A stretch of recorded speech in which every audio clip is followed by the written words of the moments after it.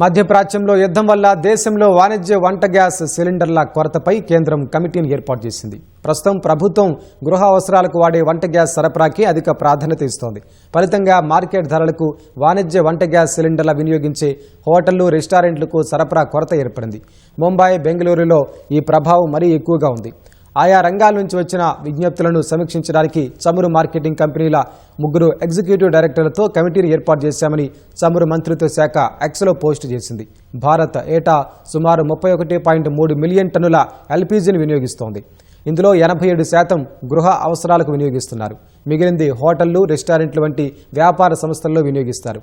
Hormuz జలసంధి మూతపడిన కారణంగా Saudi వంటి దేశాల నుంచి వచ్చే ఎల్పీజీ దిగుమతులకు ఆటంకం కలుగుతోంది. పరిమిత సరఫరా కారణంగా ప్రభుత్వం గృహ వినియోగానికి ప్రాధాన్యత ఇస్తోంది. వాణిజ్య సిలిండర్ల కొరత ఇలాగే కొనసాగితే హోటళ్లు మూతపడే పరిస్థితి వస్తుందని India hotels and restaurants association అధ్యక్షుడు విజయ్ శెట్టి చెప్పారు.